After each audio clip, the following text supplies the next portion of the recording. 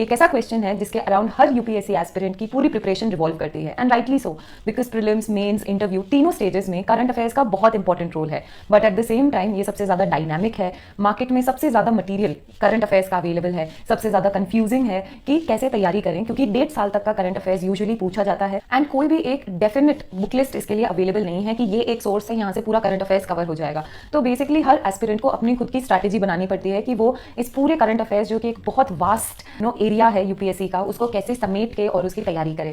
मैंने भी जब अपनी तैयारी स्टार्ट करी थी तो सेम इसी टाइप के क्वेश्चंस मेरे दिमाग में भी थे कि करंट अफेयर्स का जो पूरा वास्ट ओशन है उसको कैसे कवर किया जा सकता है, क्योंकि जब हम स्टार्ट करते हैं तो ऐसा लगता है कि anything under the sun can be asked. तो धीरे धीरे जाके मैंने जब इसको समझा कि कैसे किया जा सकता है, उसके बाद में मैंने अपनी एक स्ट्रैटेजी बनाई। अब यूपीएससी के लिए कोई भी अगर आप स्ट्रैटेजी बनाते हैं तो जितना सिंप्लीफाइड आप चीज़ों को करेंगे, जितना डेफिनेट आप चीज़ों को करेंगे, उतने फायदेमंद रहेगा।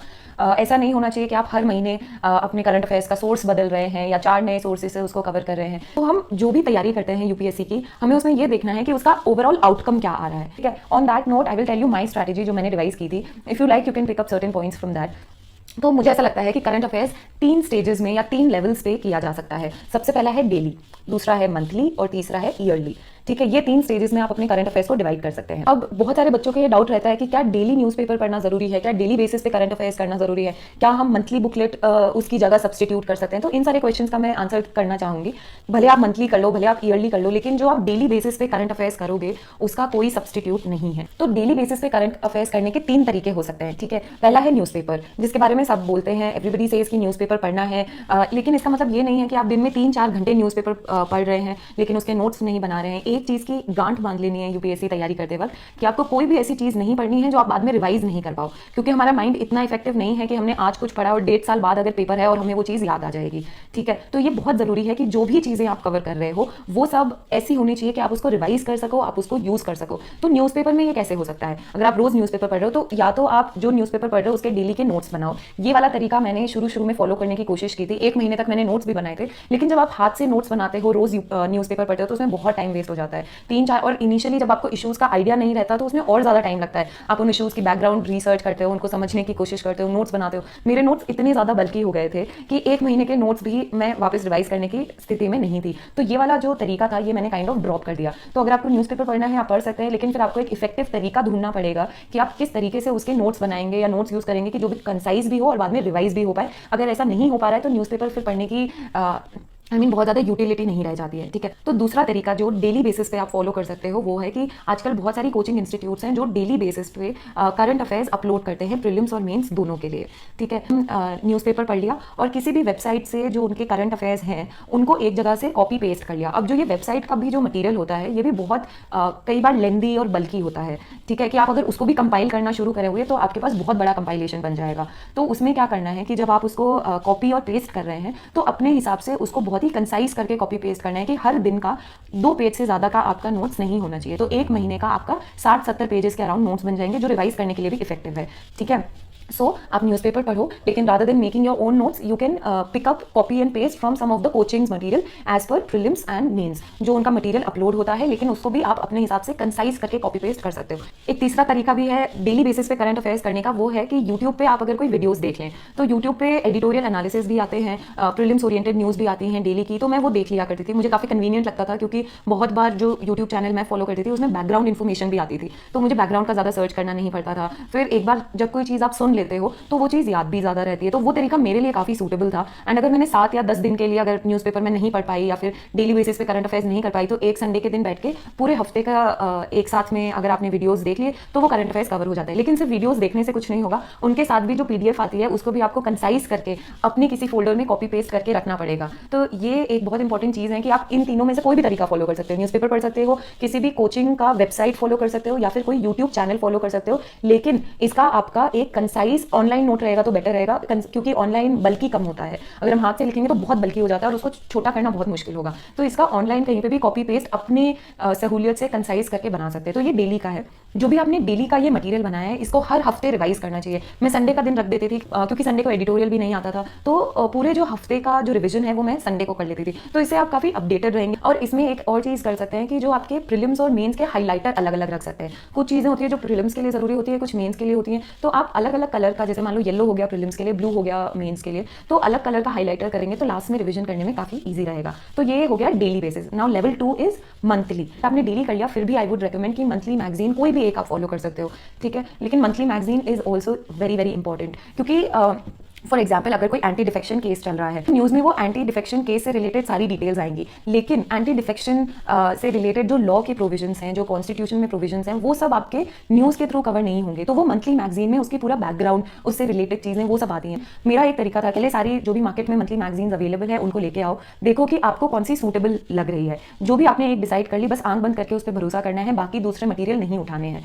यूजुअली हम क्या करते हैं कि ट्रायल, हिट एंड ट्रायल करते रहते हैं कि मंथली मैगजीन ही 4 तरह की कर ली, ठीक है। एक चीज़ के लिए एक ही सोर्स रखना है। तो जो भी आपने मंथली मैगजीन डिसाइड करी है, जिस दिन वो मंथली मैगजीन मार्केट में आएगी उसी दिन मैं उसको लेके आती थी और 3 दिन के अंदर उसको कवर कर लेती थी। उसमें भी आप उसके इंडेक्स देख सकते हैं, जो टॉपिक्स आपके ऑलरेडी कवर्ड है उनको हटा सकते हैं, जो भी नई चीज़ है सिर्फ उसी को मार्क करनी है। एक बार अगर आपने पूरी मैगजीन पढ़ ली, आपको समझ में आ जाएगा कि ये वाली चीज़ जो नहीं है, बस उसी को उसमें हाईलाइट करना है या मार्क करना है। डबल एफर्ट किसी भी चीज़ के लिए नहीं लगाना है। कोई भी एक टॉपिक है, अगर आपने उसको कवर कर लिया तो जो नई चीज़ें हैं बस उसी को हाईलाइट करनी है। इससे आपका काम बहुत ईजी हो जाएगा।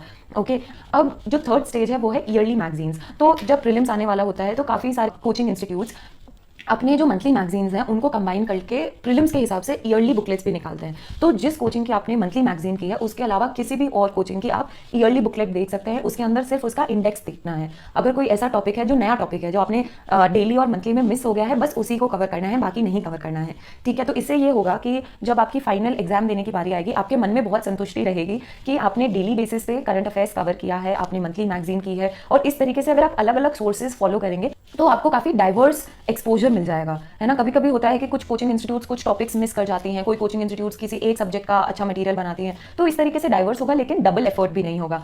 अब इसमें एक ये चीज़ है कि करंट अफेयर्स का मार्केट में सबसे ज़्यादा मटेरियल अवेलेबल रहता है, तो हम लोग बहुत कंफ्यूज हो जाते हैं। हर दूसरे दिन नए टाइप के टॉपिक्स आ रहे हैं। तो उसके लिए आई वुड सजेस्ट कि जो भी आपने इनिशियली डिसाइड कर लिया, बस उसी पे आंख बंद करके भरोसा करना है। मैंने जो यूट्यूब चैनल शुरू में चूज कर लिया था अपना डेली एडिटोरियल वगैरह करने के लिए, मैंने लास्ट तक वही चैनल लगा। There might be another channels also जो उससे बेटर होंगे, लेकिन उसमें ज़्यादा टाइम वेस्ट नहीं करना है उनको ढूंढने के अंदर। जो डिसाइड कर लिया बस वही बेस्ट है, क्योंकि ऐसा कोई यूपीएससी का सिलेबस नहीं है, कोई बुकलिस्ट नहीं है कि यहाँ से ही एग्जाम में क्वेश्चन आएगा। चीज़ों को कवर करना ज़्यादा जरूरी है, ठीक है। तो जो आपने यूट्यूब चैनल चूज कर लिया, जो आपने न्यूज़पेपर चूज कर लिया, जो कोचिंग का वेबसाइट चूज कर लिया, बस वही रखना है पूरे साल और उसी पे स्टिक रहना है। व्हाट इज मोस्ट इंपॉर्टेंट कि आप जो कर रहे हैं वो एक ही सोर्स से हो और उसको बार बार रिविजन करने का मौका मिले, क्योंकि अगर आपने उसका बार बार रिविजन नहीं किया तो वो चीज़ आपको याद नहीं रहेगी। तो इस तरीके से अगर आप 3 लेवल्स में अपना करंट अफेयर्स डिवाइड करेंगे कि डेली बेसिस पे आपको क्लैरिटी है, 1 या 2 घंटे के अंदर आपको करंट अफेयर्स करना पड़ेगा किसी भी एक तरीके से। मंथली मैगजीन जैसे ही आएगी 2 या 3 दिन के अंदर कवर हो जाएगी, उसके अंदर जो भी नई चीज़ें हैं वो हाईलाइटर से मार्क करना है। और तीसरा, जब प्रीलिम से पहले ईयरली बुकलेट्स आती हैं तो कोई भी एक नई कोचिंग इंस्टीट्यूट की बुकलेट उठा के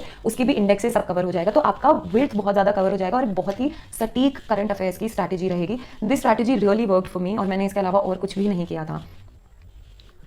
और एक और सजेशन जो मैं देना चाहती हूँ वो ये है कि अगर आप एडिटोरियल्स पढ़ रहे हैं तो उसमें से मेंस के इफेक्टिव नोट्स कैसे बना सकते हैं। तो आप एक प्रीलिम्स का और एक मेंस का करंट अफेयर्स का अलग से रजिस्टर बना सकते हैं या फिर ऑनलाइन फाइल बना सकते हैं। उसमें मेंस के हिसाब से मैंने बेस्ट प्रैक्टिसेस, बेस्ट एग्जाम्पल्स ऐसा करके एक कॉलम बना रखा था और मैं डेली बेसिस पे जो न्यूज़ पढ़ती थी उसमें अगर मुझे कोई बहुत अच्छा एग्जाम्पल लगता था तो मेंस के हिसाब से उसको लिख लेती थी। ये मेरे काफ़ी यूनिक नोट्स थे जो कहीं पर भी कोचिंग में अवेलेबल नहीं रहते थे। जैसे मैं एक एग्जाम्पल दूंगी कि मैं जो प्रिपेयर कर रही थी उस समय असम में काजीरंगा में बहुत बाढ़ आई थी, तो उन्होंने एनिमल्स के लिए भी वहाँ पे एक आर्टिफिशियल आइलैंड बनाया था एनिमल्स को सेव करने के लिए, जो मुझे काफ़ी अच्छा एग्जाम्पल लगा था और मैंने उस एग्जाम्पल को लिख लिया था। फिर जब मेरे मेंस के अंदर GS 1-2 में फ्लड्स पे क्वेश्चन आए थे तो यूजुअली हम लोग एनिमल्स की बात उसमें नहीं करते हैं। So this was a very unique point which I thought कि when we are planning for disaster we also have to think of the animals and we can write it as a best practice जो India में already कहीं पे follow की गई है। तो इस तरीके से जब आप सोचने लगेंगे तो डेली आपको ऐसी 1 या 2 एग्जाम्पल्स मिल जाएंगे जो आप अपनी मेंस में इफेक्टिवली यूज कर सकते हैं। और इस रजिस्टर में मेरे बहुत ही यूनिक एग्जाम्पल्स हुआ करते थे। So this this is my short tip for mains. जो प्रीलिम्स का रजिस्टर था उसमें मैं टेबल्स बना के रखती थी। फॉर एग्जाम्पल अगर इंडिया की किसी कंट्री के साथ बाइलेटरल एक्सरसाइज है तो वो मैं सारी उसी टेबल में नोट डाउन कर लिया करती थी, या फिर जो सिमिलर टाइप की चीजें हैं उनके लिए टेबल बनाई जा सकती है जिससे वो इजीली याद रहती हैं। ऐसा शुरू से अगर आप रजिस्टर बनाएंगे टेबल वाला फॉर प्रीलिम्स एंड मेंस के लिए बेस्ट प्रैक्टिसेस एग्जाम्पल्स, ये आप ऐसे में भी कोट कर सकते हैं, तो ये काफी इफेक्टिव रहेगा। So you can follow this. So current affairs के लिए अपनी जो स्ट्रैटेजी है, माइंड में बहुत क्लैरिटी होनी चाहिए। जितनी क्लैरिटी आपके माइंड में होगी उतनी क्लैरिटी आपकी प्रिपरेशन में होगी और मेन एग्जाम में भी दिखेगी। ट्रस्ट मी, अगर आप इस स्ट्रैटेजी को भी लास्ट तक फॉलो करेंगे तो आपका करंट अफेयर्स बहुत इफेक्टिवली और अच्छे से कवर हो जाएगा। उसके बाद में प्रीलिम्स और मेन से पहले आप उसमें कुछ एडिशंस वगैरह कर सकते हैं, मेन स्पेसिफिक या प्रीलिम स्पेसिफिक, बट पूरे 1.5 साल की तैयारी के लिए ये काफी इफेक्टिव स्ट्रैटेजी है। अगर आपने एक बार अपनी स्ट्रैटेजी बना ली कि करंट अफेयर्स इस तरीके से कवर होगा तो फिर उसको बार बार बदलना नहीं है। नई चीजें जब मार्केट में दिखती हैं तो उनसे बहुत ज्यादा प्रभावित नहीं होना है। So I really hope that this video works for you and there might be some clarity that you would have got in your current affairs preparation.